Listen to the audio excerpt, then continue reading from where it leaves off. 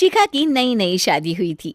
उसका मायका और ससुराल दोनों कानपुर में ही थे, इसलिए उससे मिलने उसके भाई अक्सर आते जाते रहते थे।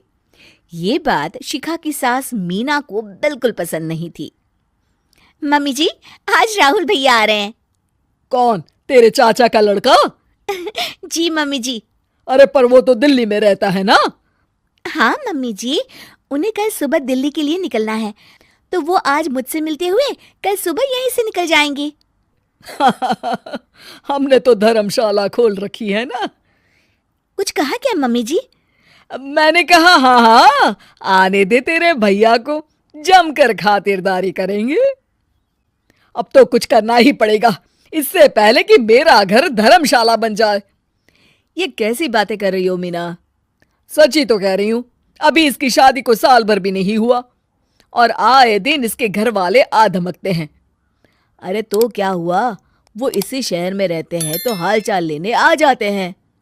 इस बार मैं उनका हाल और चाल दोनों ही बिगाड़ दूंगी। अब बहुत हो गया जी। अरे ये कैसी बातें कर रही हो, हे भगवान, बस आप तो देखते जाइए। शाम को राहुल आता है। नमस्ते आंटी, कैसे हैं आप लोग? हम लोग तो ठीक है, तुम कैसे हो बेटा? मैं भी अच्छा ही हूँ आंटी। बस आज रात के बाद नहीं रहोगे? चलिए भैया, मैं आपको हमारा घर दिखाती हूँ। रात में खाने के टेबल पर शिखा, रोहित कहीं दिखाई नहीं दे रहा। जी भैया, वो ऑफिस के काम से बाहर गए हैं, कल शाम तक आएंगे। अच्छा अच्छा। बेटा, क्या तुम भूत प्रेत में मानते हो? नहीं नहीं आंटी जी, पर अचानक आपको ये ख्याल कहाँ से आ गया? पता नहीं क्यों, कभी कभी मुझे लगता है जैसे रात के समय बैठक में कोई घूमता रहता है। ये आप क्या कह रही हैं मम्मी जी? हाँ, तुम लोग घबरा ना जाओ, इसलिए मैंने आज तक इस बारे में कुछ नहीं कहा। ये आपका वहम होगा आंटी जी, ऐसा कुछ नहीं होता। हो सकता है। चलो अब मेरा सोने का टाइम हो गया है तो चलती हूँ मैं। शिखा बेटा, राहुल के सोने की व्यवस्था वहीं दीवान पर कर देना। जी पापा जी। अब चलिए भी। अच्छा, तो बैठक में सोने वाले हैं साहबजादे। क्या बड़बड़ा रही हो? कुछ नहीं, आप सो जाइए।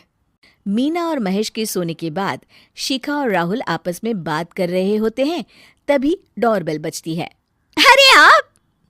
सरप्राइज! काम जल्दी खत्म हो गया तो मैं आज ही चला आया। ये तो बहुत अच्छा किया। देखिए राहुल भैया भी आए हुए हैं, आप दोनों का मिलना भी हो जाएगा। कैसे हो रोहित? मैं तो ठीक हूँ भैया। शिखा, मैं भी आज यहीं सो जाता हूँ, राहुल भैया से बातचीत भी हो जाएगी। अच्छा अच्छा ठीक है। मीना आधी रात को उठती है, कंबल मुंह से पैर तक ओढ़ के डंडा लेके बैठक में आती है और देखती है दीवान पर चादर ओढ़े कोई लेटा हुआ है। देखो तो कैसे मजे से सो रहा है बहन के ससुराल में।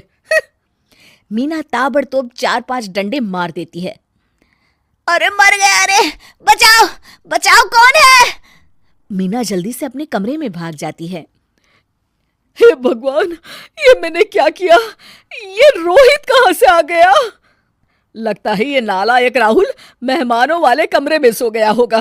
आज तो इसकी खैर नहीं। उधर बैठक में, अरे क्या हुआ रोहित? मैं बाथरूम में था, तुम्हारे चिल्लाने की आवाज सुनी। पता है भैया, मैं सो रहा था, अचानक से कोई आकर मुझे डंडे मारने लगा।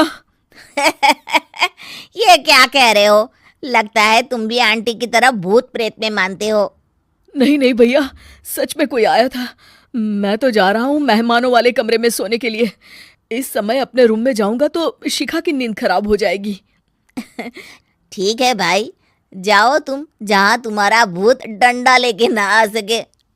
थोड़ी देर बाद मीना कंबल ओढ़ के डंडा लेकर मेहमानों वाले कमरे में पहुंच जाती है। वो बिस्तर पर सोए रोहित को फिर डंडों से मारने लगती है।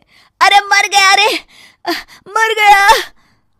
तू भूत प्रेत में नहीं मानता ना? ये ले, अब डंडे खा। हैं? ये तो माँ की आवाज है। रोहित कंबल खींच देता है। बेटा तू! अरे ये क्या कर रही हो माँ? मार मार के मेरा भरता बना दिया आपने।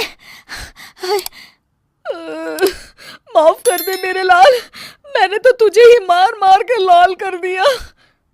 मैं तो उस राहुल के बच्चे को सबक सिखाना चाहती थी। राहुल भैया को? हाँ बेटा, मुझे लगा अगर उसे डंडे मारूंगी तो शिखा के मायके वाले यहाँ आना छोड़ देंगे। हे भगवान, माँ, ये घर शिखा का भी है, उसके घर वाले जब चाहे आ सकते हैं। हाँ बेटा, आज मुझे भगवान का इशारा समझ में आ गया।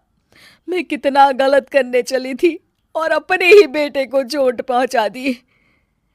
अब चुपचाप जाके सो जाओ माँ, और किसी को कुछ बताने की जरूरत भी नहीं है। शिक्षा